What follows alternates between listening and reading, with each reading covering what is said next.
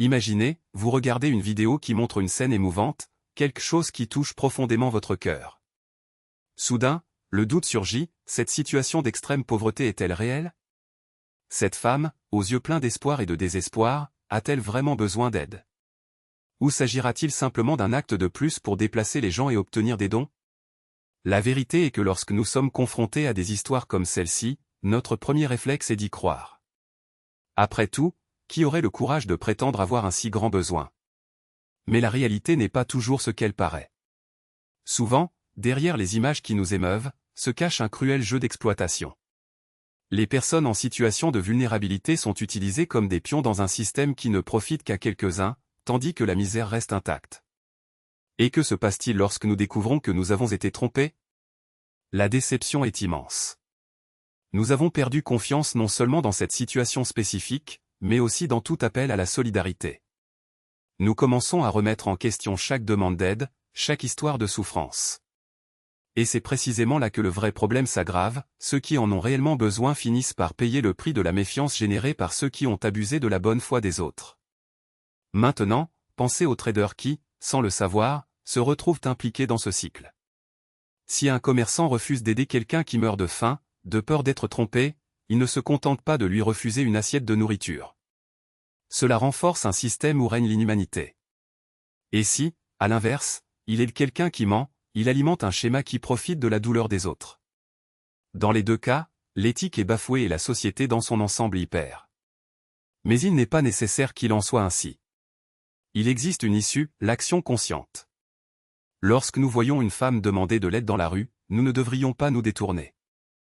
Il faut la regarder dans les yeux, parler, comprendre son histoire. Il n'est pas nécessaire de donner de l'argent tout de suite, mais on peut offrir de la nourriture, une couverture, un mot de réconfort. L'important est de ne pas ignorer la souffrance des autres, mais aussi de ne pas agir de manière impulsive, sans remise en question. Et si vous avez encore des doutes sur la manière de procéder, rappelez-vous, la compassion ne doit pas être aveugle. Elle doit être intelligente, critique, mais jamais froide. Si chacun de nous fait sa part, avec attention et responsabilité, nous pouvons transformer la réalité.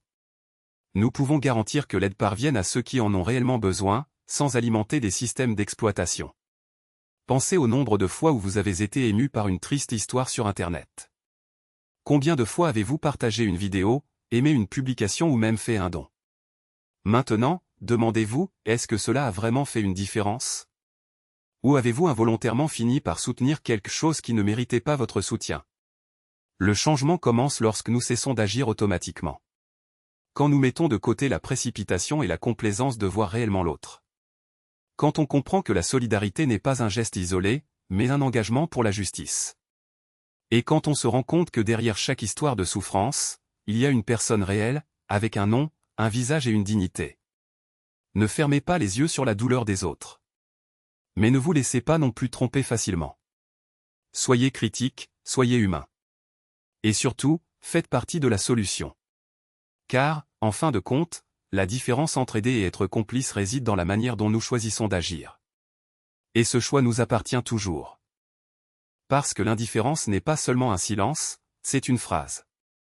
Et lorsque nous fermons nos oreilles aux cris de ceux qui sont dans le besoin, nous n'ignorons pas seulement une voix, nous enterrons un espoir.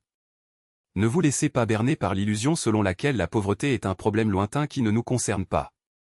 C'est dans les coins qu'on évite, dans les regards qu'on détourne, dans les mains qui se tendent et qu'on fait semblant de ne pas voir.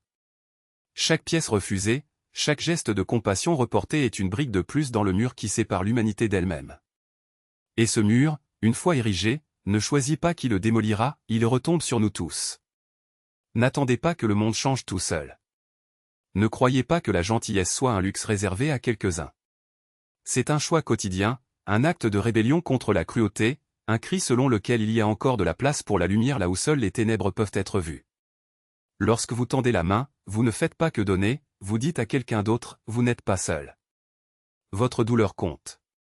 Votre vie vaut la peine d'être vécue. Et ne vous laissez pas berner par des excuses faciles. Je ne peux pas aider tout le monde n'est pas une justification, c'est un aveu que nous choisissons de moins aider. Quelqu'un le fera, revient à dire, je ne le ferai pas. Parce que la responsabilité ne se divise pas, elle se multiplie. Chacun de nous est une pièce fondamentale de ce puzzle qu'est l'humanité. Et lorsqu'une partie échoue, l'ensemble du tableau est défiguré.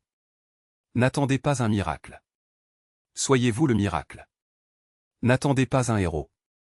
Soyez-vous le héros. Car la vérité est simple, le monde ne sera pas sauvé par ceux qui attendent, mais par ceux qui agissent. Et l'action la plus puissante n'est pas celle qui fait du bruit, c'est celle qui transforme les vies en silence. Alors la prochaine fois que vous rencontrerez quelqu'un dans le besoin, ne demandez pas « Pourquoi moi ?» Demandez « Pourquoi pas moi ?»